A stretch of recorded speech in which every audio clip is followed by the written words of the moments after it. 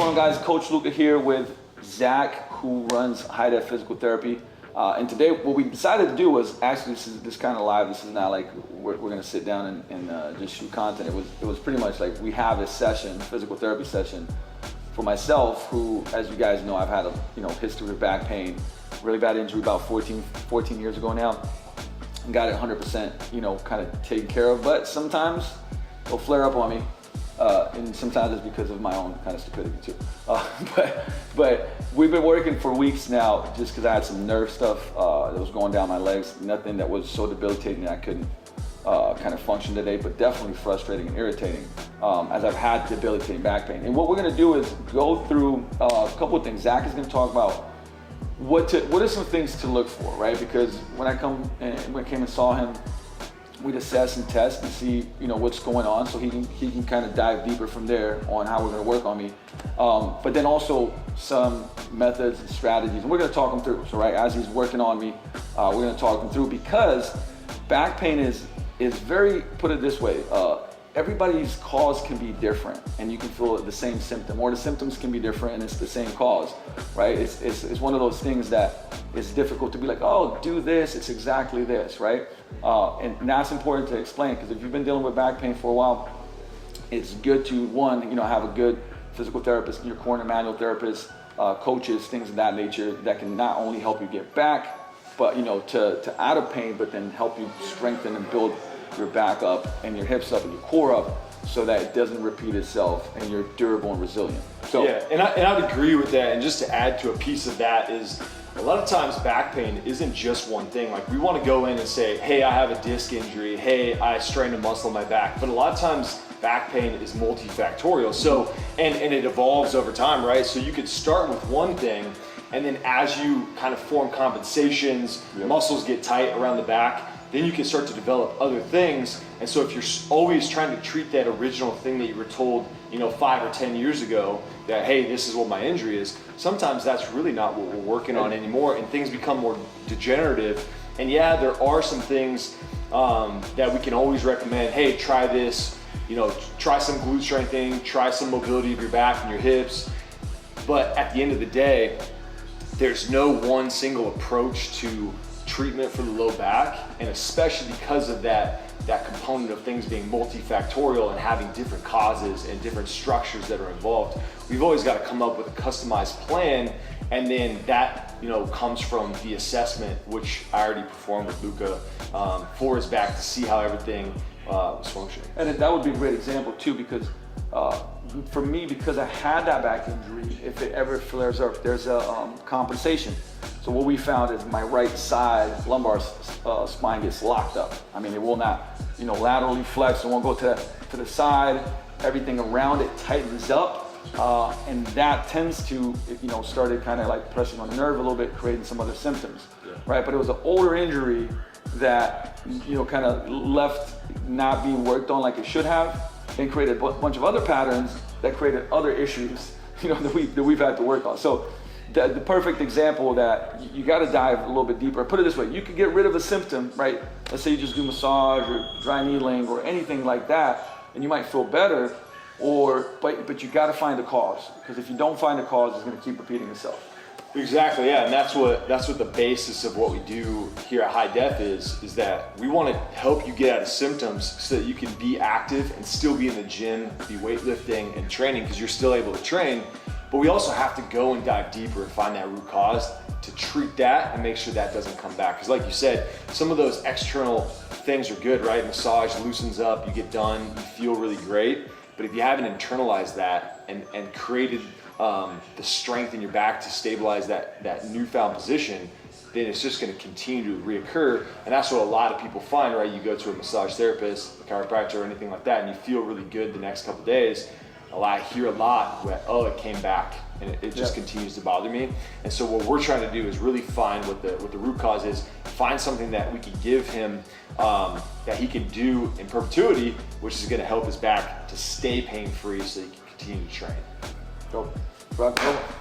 All right, so first thing that we try to do when we're working, like I said, we did a full assessment of his back, so I'd never do any treatment without doing a full assessment. And what we found is, like Luca said, when he went into side bending, we look at his spine and how it curves, and he's got a really flattened spine, kind of the lower lumbar. And so what we try to do is work on that area to loosen that up. And then, you know, a lot of times we'll start with something like massage, hypervolt, just to loosen everything up, and then we'll go into the next phase of the treatment. So we'll start with that. So let's have you go face down on your stomach there.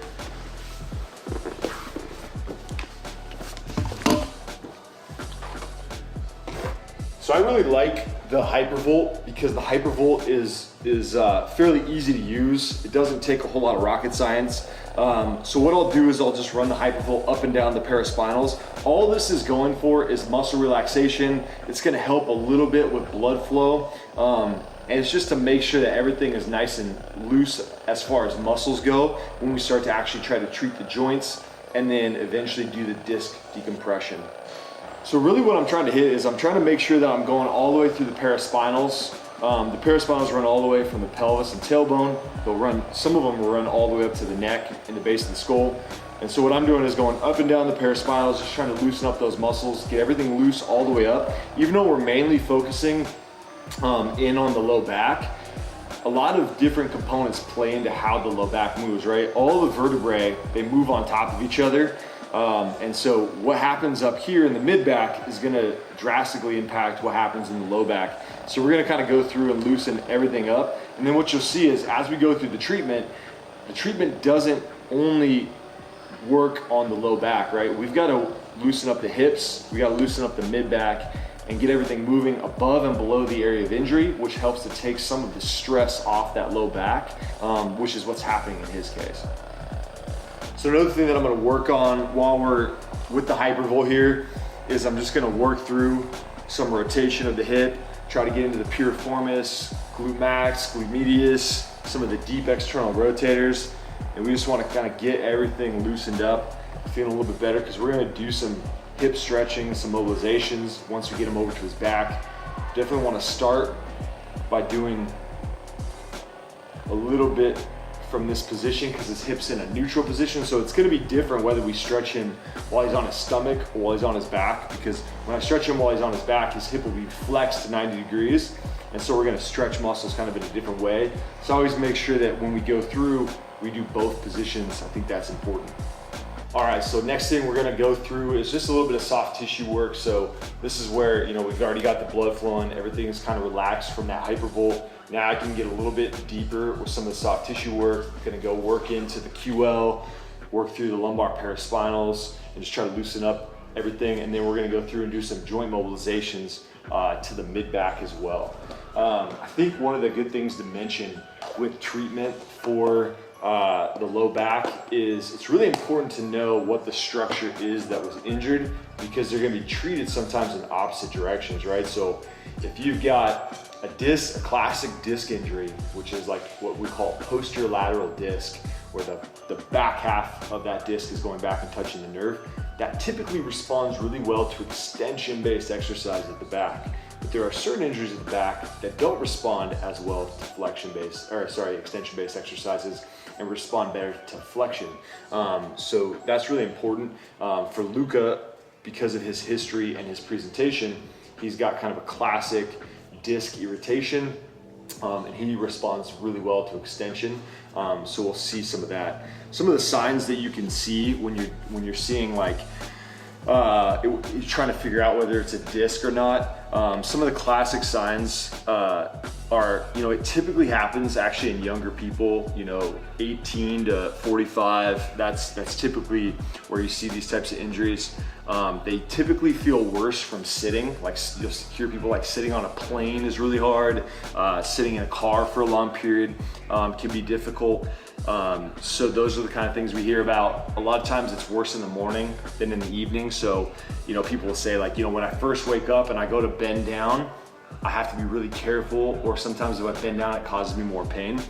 The reason why that happens is because overnight you have a cell inside your disc called a glycosaminoglycan, and basically what that does is that cell or that structure pulls water into the disc. So There's a reason why, if you've ever heard that you're a little bit taller in the morning than you are at night, it's because over the day, as your spine is compressed by the weight of your body, what happens is that water is pushed out of the disc and it becomes kind of less pressurized, so less prone to injury. So a lot of times when people have a disc injury like Luca has, what we try to suggest is that you do what we call morning precautions, where as soon as you get up out of bed, you'll do some of the extension-based exercises, but you'll also avoid any deep forward bending at the low back. So if you're gonna have to bend over, feed the dog, or do something like that, pick something up from the floor, you're gonna squat through the legs and really try to keep that back from the lumbar spine from flexing. So you're gonna try to keep it extended. Some of the other signs that happen when you've got a disc injury is you'll have referred pain. So sometimes people will feel the pain only out as far as like the lateral edge of the back. That can be a nerve referred pain just in itself. But the key sign is that you'll get pain sometimes shooting down to the glute, to the hip, back of the knee. If it gets bad enough and it's low enough down in the spine, it'll go down into the foot. You can get numbness or tingling in the foot. Not always though, sometimes it's just a pain, which is sometimes hard to figure out, right? If you've got a pain in your foot, it's sometimes you can't correlate it with the back. That's a weird thing to try to correlate. But that happens a lot of times where someone will say, hey, I got a really strange pain in my big toe. Hey, I also have a back injury. We go to find out, that that's actually being caused by that disc injury. The reason why that happens is that these nerves that come out of your low back from L1, which is the top level of the lumbar spine, down to L5, basically those nerves come out and then they go down and innervate the muscles and the sensation of the legs. And so depending on which level you have a disc herniation or a disc injury at, you're gonna get pain in different parts of the legs. You're gonna get muscles that shut down in different parts of the legs. And so the most common one is L5S1, which is right where your lumbar spine meets your tailbone or your sacrum. And that will cause pain that can refer all the way down as far as the foot, but it can stop anywhere in that chain. So as we treat the lumbar spine, really what we're looking for is treat lumbar disc injuries. What we're looking for is what's called centralization. So the further down towards your foot the pain goes, the worse off that injury is. And one thing to remember with discs as well is the longer that you have compression on that disc and that nerve, the harder it is to recover from it. It just takes a longer period of time. And then sometimes if you have it on there for too long, it can become more permanent. So definitely good to address it when it pops up and try to keep that spine healthy. But that principle of centralization basically is we start to treat Luca and he's got pain, going down one of the sides into his hip or into his leg. What we want to see is maybe today he has pain down at the mid hamstring, that mid posterior thigh. And then we do some treatments and it moves up into the hip, or even better, it moves up into the back. I know it's weird that increased back pain is actually better in some circumstances. As long as the pain in the leg is getting better, even if the pain in the dead center of the spine is getting worse, that's a better sign, because the pain is actually where the pathology is versus that referred pain down the leg. We can deal with this a lot easier once we don't have that pain spanning all the way up into the leg. So I've worked through a lot of his paraspinals. They're a lot looser than they were. I've already treated Luca a couple times for this now, so they're getting better. And then what I want to do is work a little bit through the thoracic spine. Like I said, what happens up here, if we can get this area moving really, really well and everything's nice and loose, what happens is we can get some of the pressure taken off of the low back. So if this spine can rotate, flex, and bend, then when he goes to bend and lift, instead of this locking out and then that force being transferred down here, we've got a good transfer of force all the way from the lower lumbar up to the upper thoracic. So I'm just gonna kind of work through and do some deep pressure through his paraspinals. I'm also right on top of where the ribs articulate with the spine. And so what I want to do is do a little bit of mobility of the ribs. That's an important portion of rotation, is having the ribs rotate.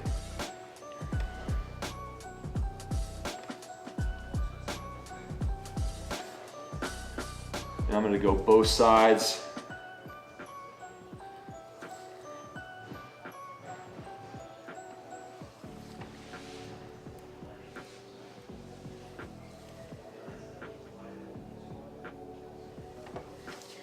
And then we're gonna do what's called PA glide. So we're just gonna take a palm on each side of the spine, sort of pressing on these little projections called transverse processes that stick off of the spine. And I'm just gonna give him a little bit of extension. When we tested him, he was tight into extension of his thoracic spine. And so that's gonna create some problems at the low back. And so we're just gonna kind of work through. I'm not doing manipulations like a chiropractor typically would, although those could be beneficial in this scenario. But in the state of Washington, most physical therapists don't do manipulations.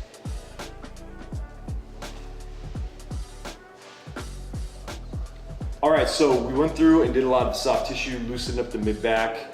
Hopefully that's feeling a little bit looser than it was. Double thumbs up. Yeah, so now what we're gonna do is we're gonna check his alignment. So this kind of portion I wanna kind of preface with, when we find things in the pelvis, in the legs, like leg length discrepancies, a lot of people think that, you know, they've been told in the past they find something off in their spine, they're like, oh, things are out of place. Mm-hmm. That's usually not what happens, right?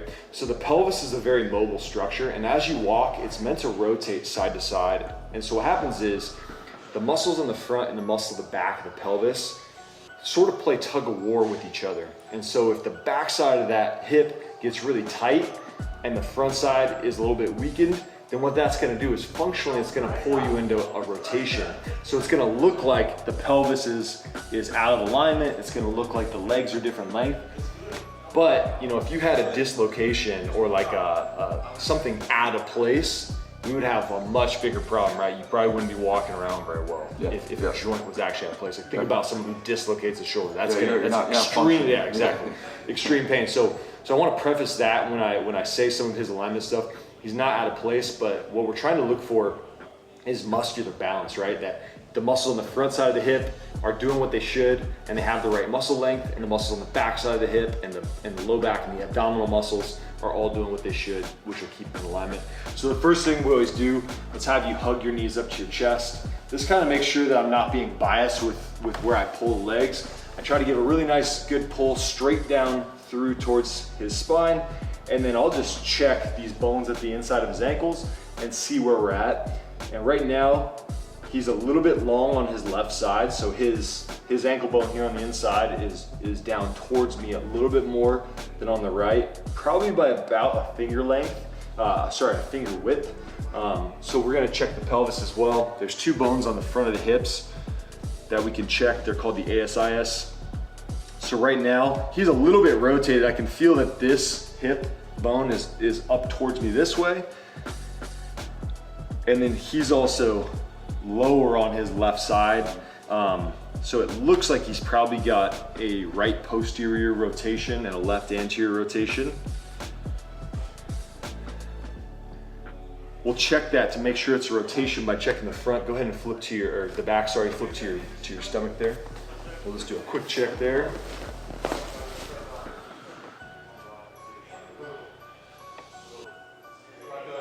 Yep, and left is high now on the back, so we know that the backside bone is high, the front side bone is low, so that is relatively rotated forward. So go ahead and flip to your back now.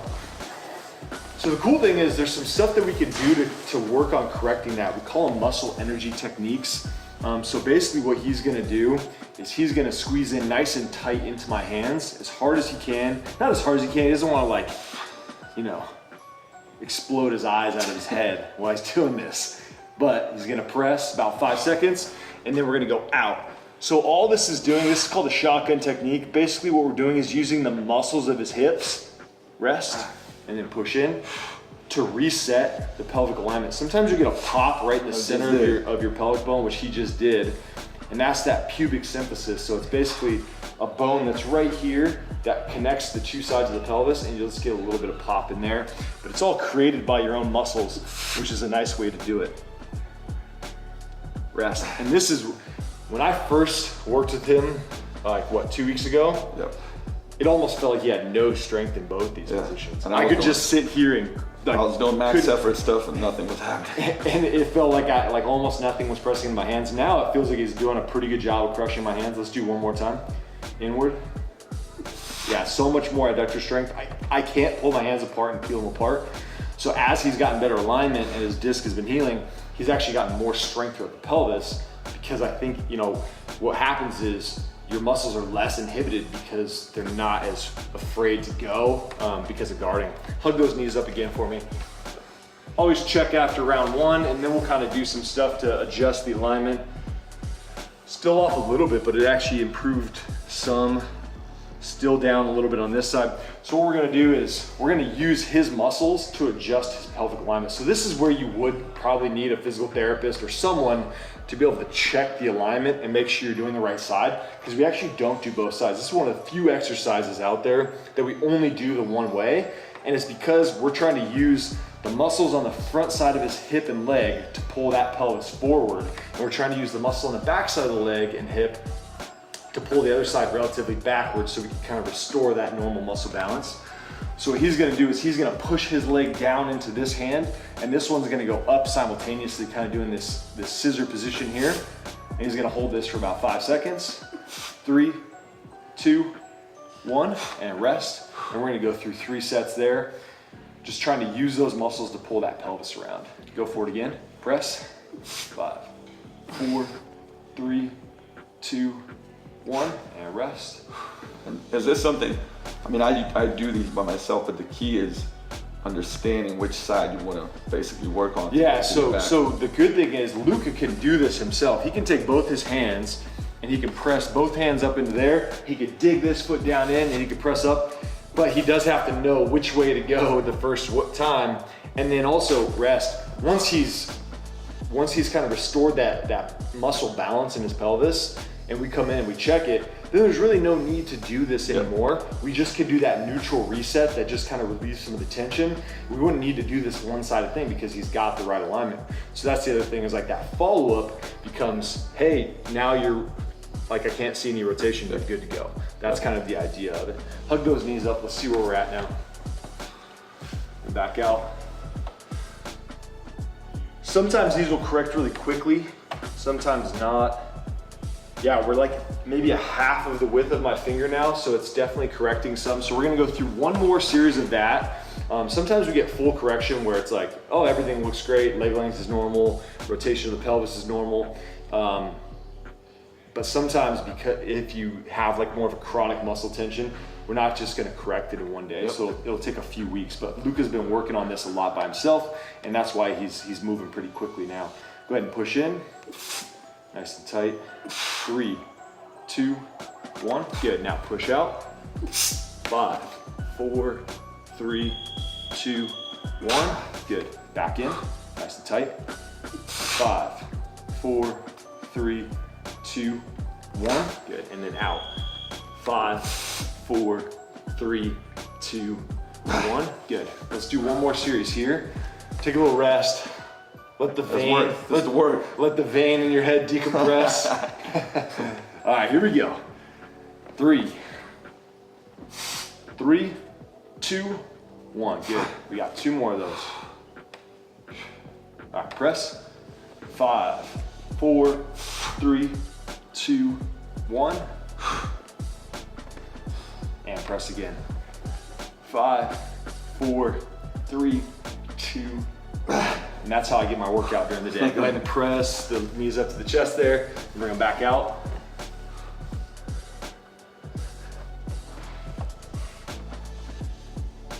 All right, so just a little bit off there. So we could go through another round there, but I like to try to go through 2. Maybe at the end of the session, we'll go through another one. I'm fairly happy with the amount that it decreased there. And that looks much better. Still a little bit rotated here. And that's probably from the back muscle tightness, which will start to work out a little bit from the manual therapy that we're doing, some of the passive stretching, things like that. First, what I want to do is work on a little bit of decompression. So I'm gonna have you bend your knees up and then scoot back just a little bit on the table. So there's a couple ways to do this, and we'll show you at the end of this video. We'll kind of show you what this looks like. But I'm just gonna do a little bit of decompression. So I get on the table, this band goes around me, and then it goes around the back of Luca's legs right here. And what this allows me to do is it allows me to sit back and pull traction through his back. So he'll feel a stretch in his back as I lean back and pull into the table. So the reason why I like to do this as a physical therapist is I can feel the amount of resistance that I'm pulling versus like a traction table. You can set it. Plus, traction tables are not always highly available.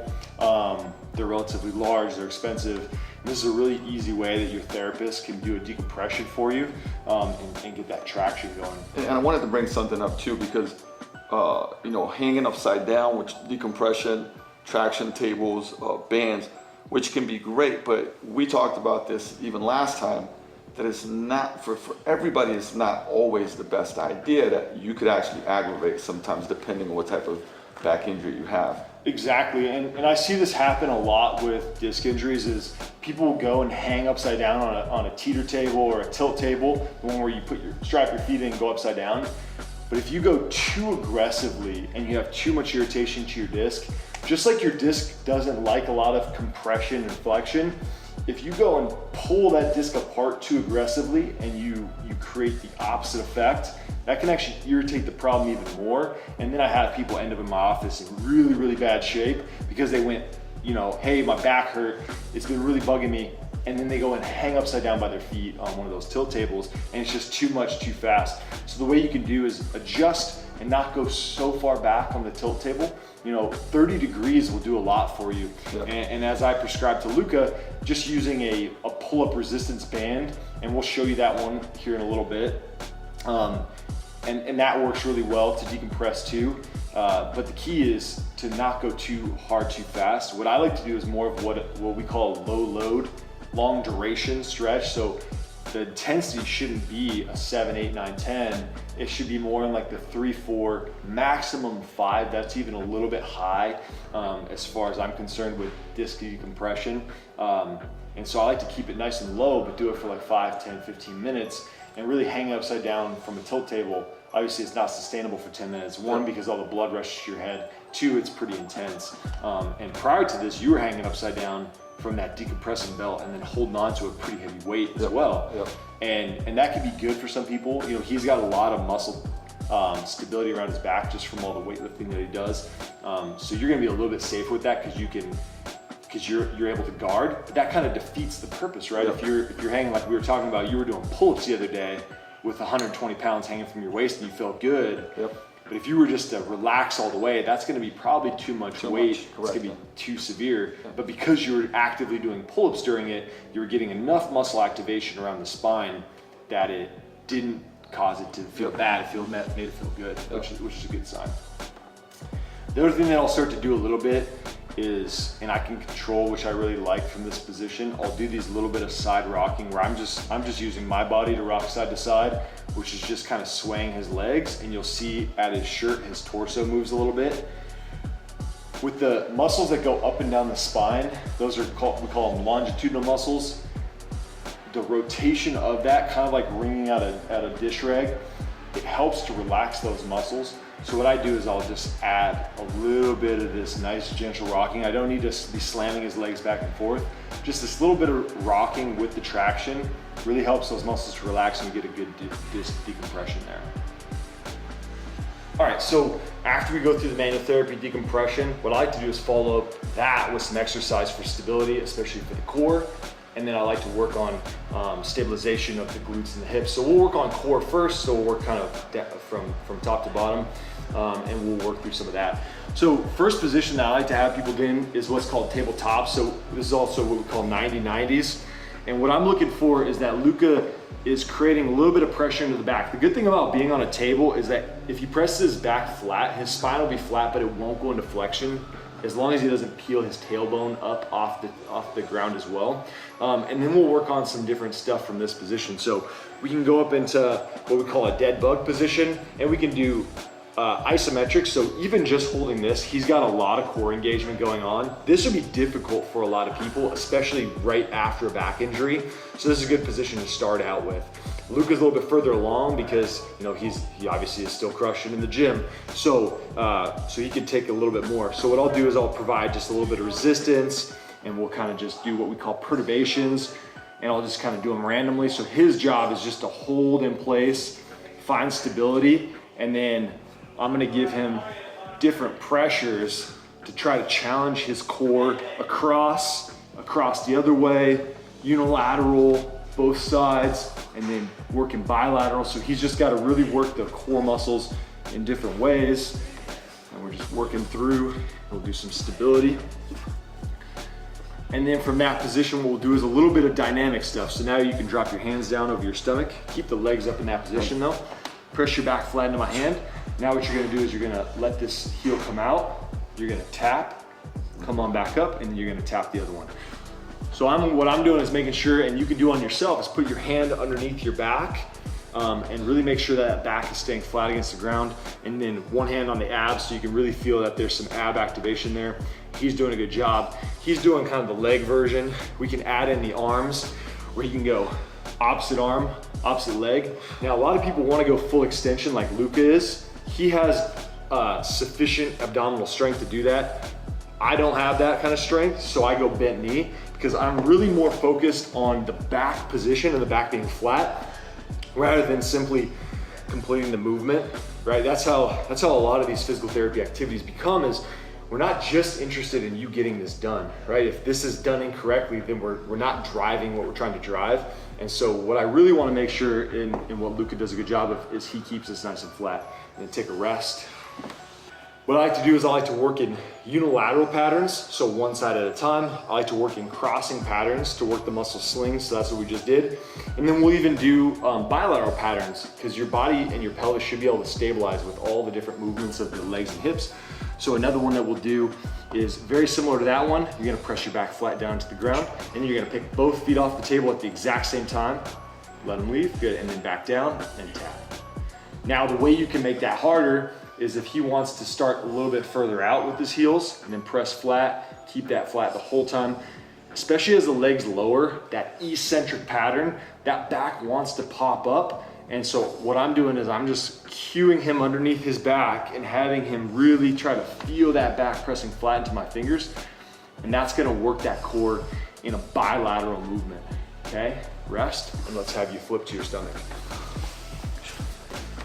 The next thing that we can do is we can work on the same thing, but in an extension pattern, right?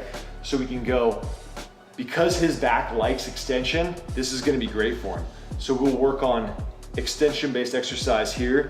He's really trying to work his glute. He's not lifting his hip off the table, so that pelvis is staying down on the table. Let's drop that hand down. As you lift here, let's lift this other side.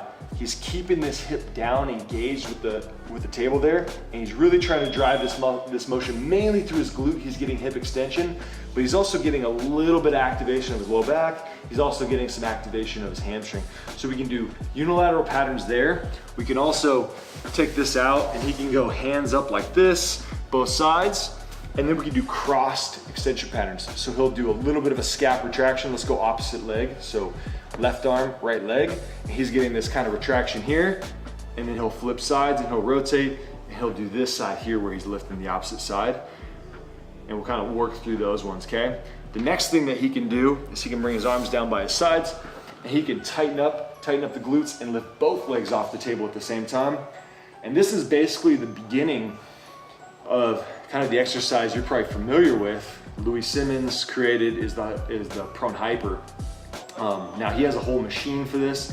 We don't necessarily actually need the machine for this, but this is a good way to kind of get that bilateral extension pattern. So the next piece that we're gonna go through, we already worked the core, posterior and anterior, so extensors of the back, and then obviously abdominal muscles. There's a lot that goes into this as well. In future stages, we like to do anti-rotation and rotation, but those will be for another day. Today, we're just gonna mainly work on the table-based exercises because this is kind of the beginning of your rehab program. So the next thing that we're gonna work on is let's stay on your back and let's do one here. So what you're gonna do is you're gonna press your back flat, straight into the table like you were before. And then what I want you to do is, instead of a Pilates bridge where you feel like you're extending through the back, what I want you to do is feel like you're only getting hip extension. So you're gonna squeeze your glutes and peel your tailbone off the table and squeeze and hold, really squeeze, and then back down. And what we're doing is really isolating the glutes, so he's tightening his abs, he's keeping his lumbar spine nice and flat. He's not over rounding, but he's just trying to drive all the way through the hips. And you see that looks a little bit different than the bridge that you do in like a yoga or a Pilates room. And the reason why is we're really just focused on him getting pure glute max activation. And it's a good isometric at the top. He's really doing good control, nice speed on the way up, nice control and speed on the way down there. So we can do single like that. The other thing that we can do is we can do, doubles, we can do singles as well. Sometimes what I like to do is have someone keep their knee up like that, or I'll even have them kind of hug their knee up like this, and then we'll go single leg bridge from this side. So you notice I'm doing it on his left side. We're probably gonna wanna do about 2 times more on the left side versus the right now, because of that pelvic alignment rotation, right? So we're trying to drive posterior or backward rotation on his left side. So I'm gonna work his left glute a lot more than I'm gonna work his right glute for now. But eventually that will start to even out as his alignment starts to even out as well. And basically with this one, he's just gonna be doing the exact same thing that he was doing with the doubles. He's really tightening his abs, keeping his back flat, and then getting pure hip extension there. And that's leading to probably some good activation, right? Oh, yeah. And it makes a difference when you hug you don't have to hug your knee all the way up to your chest, but keeping that knee there and hugged up really makes it so you can't use the momentum of the leg. So the only thing that he can do is drive through his heel and use his glute to lift this. Okay, let's take a rest. Let's do like 3 on the right side, just so we have a little bit of activation, but we aren't gonna do too much because we're trying to encourage that proper rotation there. Does one side feel harder or easier than the other? Or do they feel symmetrical? I think the right kind of, maybe because of the nerves, feels a little bit weaker maybe. Yeah. But I definitely feel it though. Actually, take that back.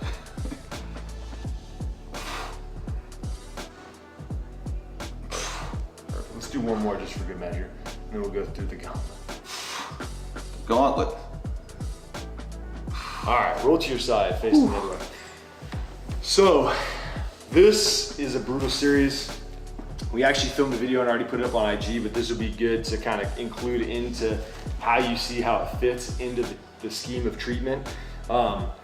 This one, we made up the gauntlet because a lot of PT clinics and a lot of PTs do clamshells, they do hip abduction, they do all those things. Like everybody's seen that standard clamshell there.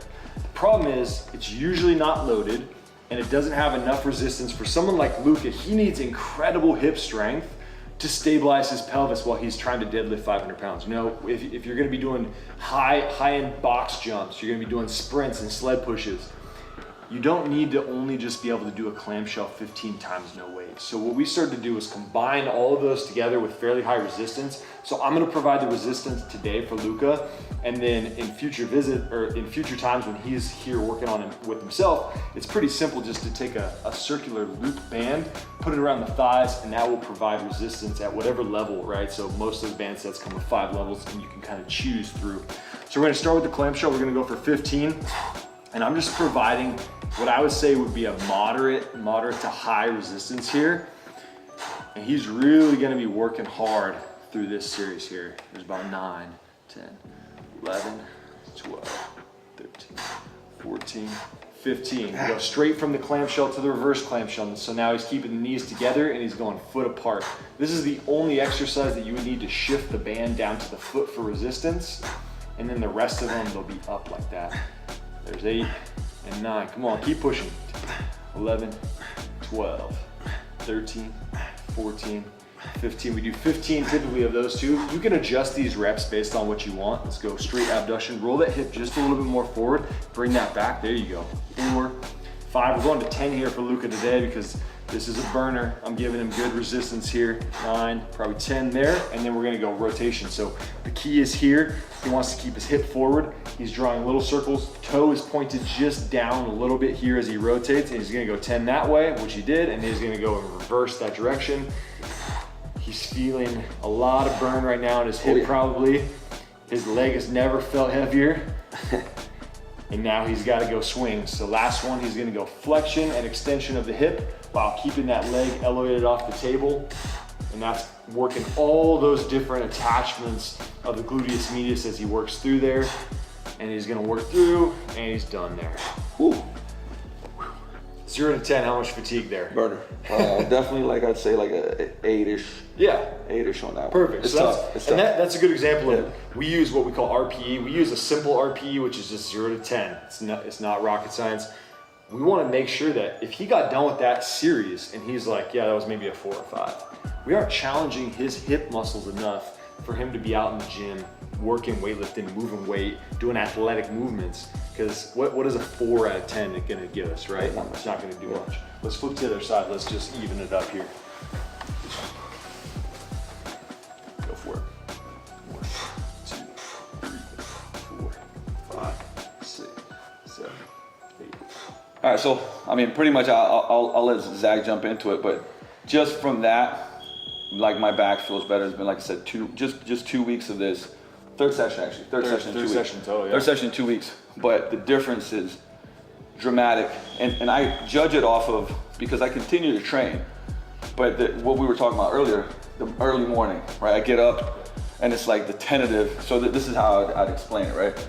If I can do everything, but I'll go like touch the table to get down and be careful, right? Because the brain's like, oh no. So like the last 2-3 mornings, I don't have that. And I wouldn't say it's necessarily 100%, but the difference is drastic.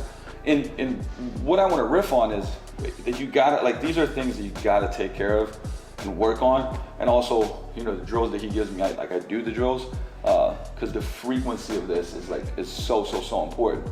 But I want to also point it out, like, from somebody that's had like very bad back pain and bad injuries with my back, but getting it back to, you know, where I can really perform at a high level. The vast majority of the time it flares up here and there. Is one, if you're dealing with it, hope, in the sense of that you can get it better.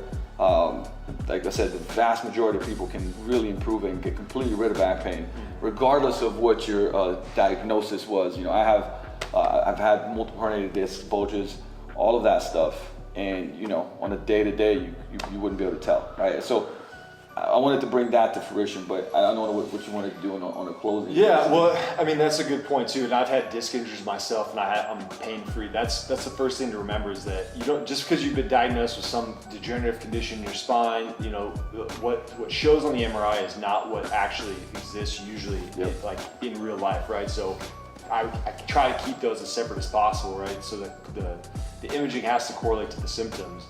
And there is hope for people to get out of back pain. One of the big things that I tell people is, now that he knows, and you know, he's got PT luckily inside of his gym, as soon as something pops up, if you get it addressed, the faster you get things addressed, typically the less sessions you need, and so you won't be, you know, living in PT. But you know, you also don't have to, you know, everybody's met that person that has low back pain is like part of their identity now, and that's what we try to get rid of, is like this, like having a back injury is not part of Luca's identity. Being an athlete and being a high performer is part of Luca's identity, and that's what we're trying to bring back for him. So you kind of got to look at what our initial session would look like, besides the, you know, the whole evaluative process. He's got some other stuff that we'll do after. We'll do some more core exercises. He'll do some decompression, and which we'll clip in. But really, that's how we structure our PT sessions. Manual therapy, improve alignment, decompress discs, improve soft tissue mobility. You know, some of the things I didn't show is some of the hip stretching. Hip stretching. So I did some from prone, but I didn't do them from the back. But we'll do some hip stretching series, and then we go through and activate and strengthen while everything is in a good alignment, you know, in a good place. His back's feeling good, so we can really go for it in the hip strengthening. And then that's really how you set yourself up for success, is you get the right alignment and then you stabilize it, and then you go back to performing. I want to piggyback on that though, because it's very important that, so one, for example, right now my hips feel way better. Everything feels way better. you want to ingrain that pattern. You want to get strong in that pattern. You know, this is kind of like where obviously strength training comes in. Regardless of what fitness level you're at, what's going to help your back, you know, stay injury free is to strengthen, not, you know, everything from hamstrings, glutes, hip flexors, core. And that's a big mistake I'm sure that you see is like people have pain, they get rid of the pain, but they're not continuing to, I would say, develop their fitness and strength so that they stay out of it. It's the same thing as treating the symptoms and not the causes. You do a bunch of massage, you rest. Yep. A lot of people are, hey, my back hurts, I'm gonna rest today. That's good, great, we gotta decrease the inflammation. That's not where it ends. That might have gotten rid of your symptom for today, but it didn't solve the problem that caused that symptom. Yeah. You know, rest helps a symptom, not a pathology. Yep. And so that's kind of what I look at is just like we said, once you've rested, you've gotten rid of the pain, you've done the massage great, you've gotten to a place where you feel comfortable with moving. You gotta move, you gotta strengthen, you gotta stabilize, and then get back into performance. And then one of those aspects is, you know, making sure that your training is sound, and that's where someone like Luke will come in, right? Making sure you're not just, a lot of us at the gym, we move just in one plane of movement, just in the sagittal plane. But you got to be able to train all three planes of movement so you can stabilize in all three of those, so that when you get into those planes of motion, that, you know, you aren't vulnerable to injury. And that's kind of where we meet at it with each other, is that we get people transitioned over to training where they can make sure their program is well-rounded, so that you're not just, you know, focused only on one movement pattern. Yeah, very, very important, guys. So with that said, make sure, like, you know, we wanted to integrate everything, and that's why we got the top guys here. You guys can see it in the back, HIDEFPT.com. We're doing injury and performance assessments in here. So like if you're struggling with something, definitely if it's low back pain, obviously we talked about that today, but anything else, shoulder, neck, knee, ankle, I mean, we're helping people with every, I would say, injury you can imagine. But come in for an assessment, and like I said, you'll kind of get the path and the blueprint on how to get it better. Like I said, if you've been dealing with something, don't hold it, like do not wait. Like I said, if it's not getting better, make sure you take care of it. We're gonna get you right. With that said, we'll do more of these, by the way. All right, so thank you, Zach, for the session. See you guys, I would say, in the next piece of content we're dropping. Peace out. Later.